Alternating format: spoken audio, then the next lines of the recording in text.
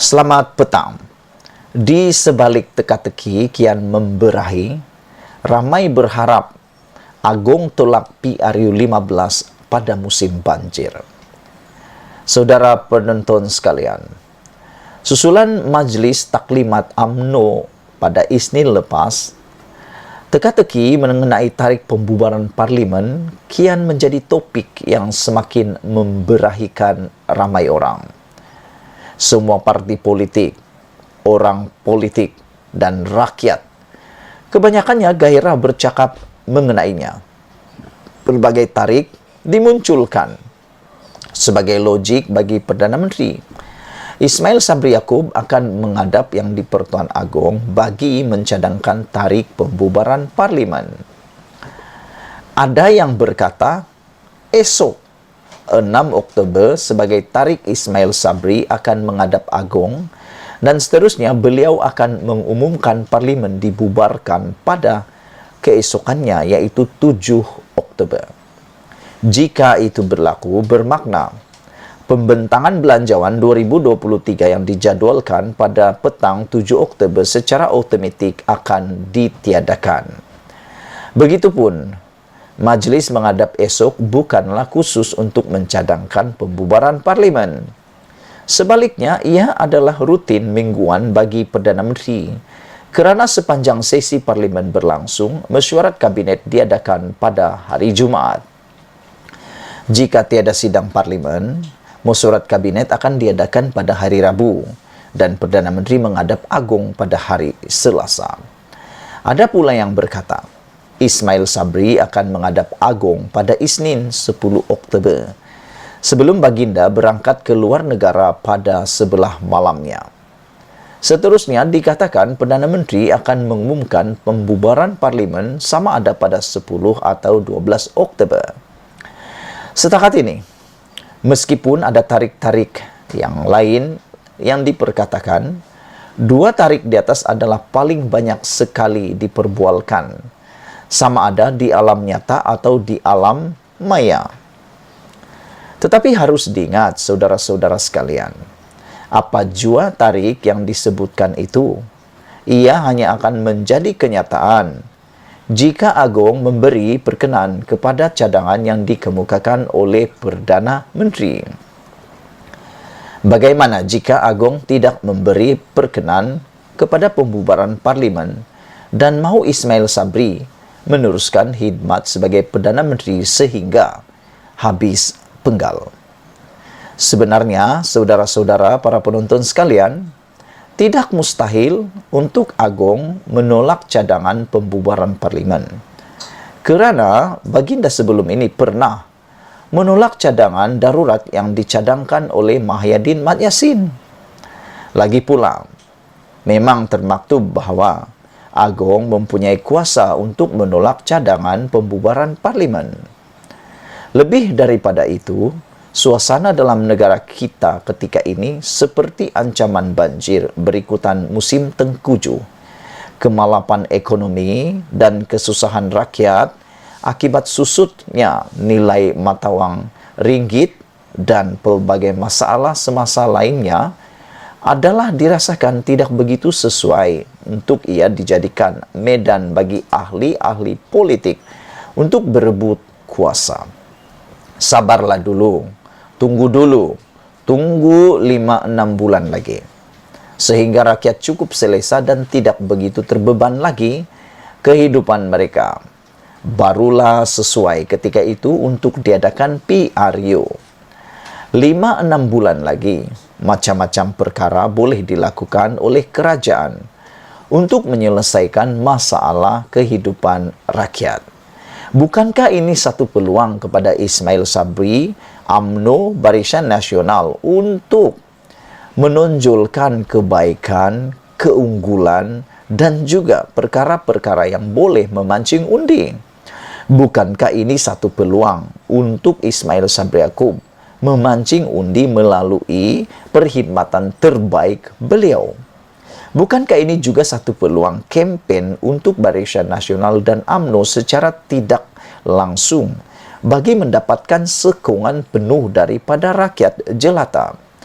Jadi mengapa mengapa UMNO Barisan Nasional tidak dapat melihat peluang terbuka yang ada terhidang kepada mereka melalui Perdana Menteri yang ada sekarang ini yang datang daripada parti UMNO Barisan Nasional. Jadi aku terfikir-fikir, kenapa peluang yang besar ini tertutup, tidak terlihat, tidak ternampak oleh pemimpin UMNO, khususnya Zahid Hamidi yang mengetuai sebagai Presiden UMNO. Jadi kenapa dibuang peluang ini? Bukankah ini satu peluang terhidang yang tidak dimiliki oleh parti pembangkang? Saudara-saudara, apabila kempen terbuka bermula nanti, kempen itu akan jadi seimbang karena kedua-duanya ada peluang berkempen.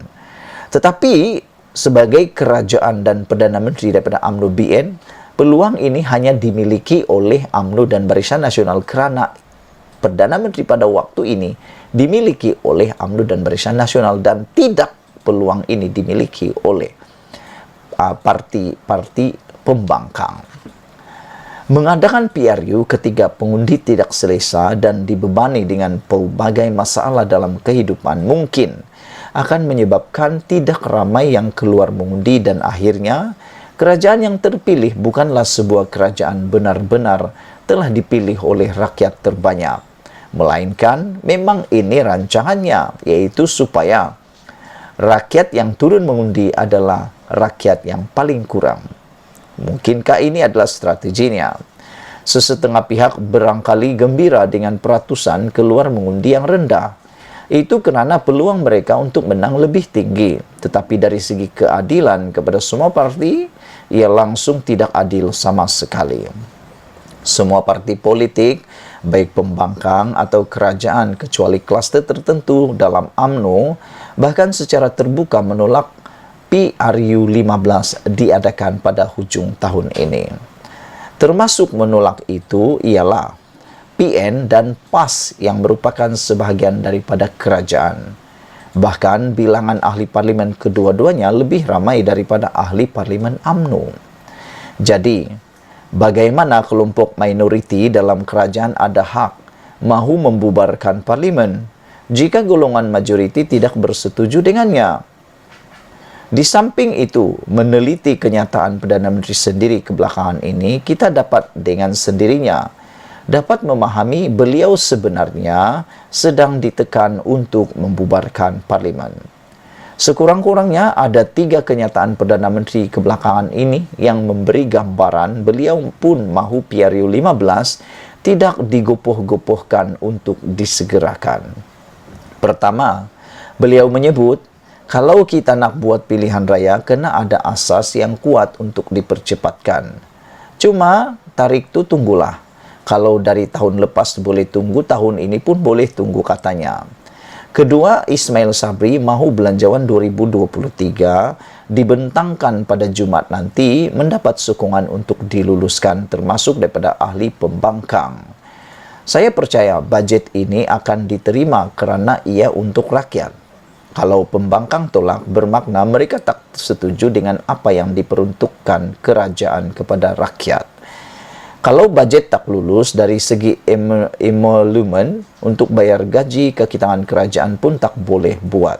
Jadi, bajet perlu diluluskan, tambah beliau. Ketiga, Ismail Sabri juga menyebut tiada parti boleh mempengaruhi Perdana Menteri untuk membubarkan parlimen.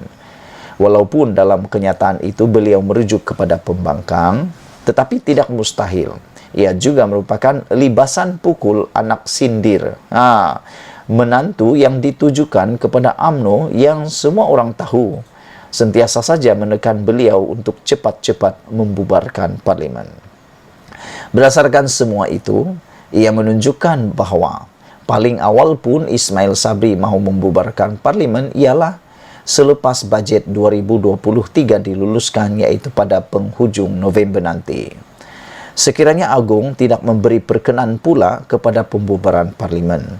Bahkan inilah yang paling menggembirakan rakyat sebenarnya, PRU 15 hanya akan diadakan pada penghujung penggal yaitu sebelum Jun 2023, dan Ismail Sabri mungkin pada ketika itu boleh lebih selesa, lebih keselesaan dan kebebasan sebagai seorang Perdana Menteri. Ditulis oleh Sahbudin Hussein, diwasuai oleh Nazilin Unity. Sekian dulu untuk kali ini. Jangan lupa tinggalkan komen Anda. Kita jumpa lagi. Bye-bye.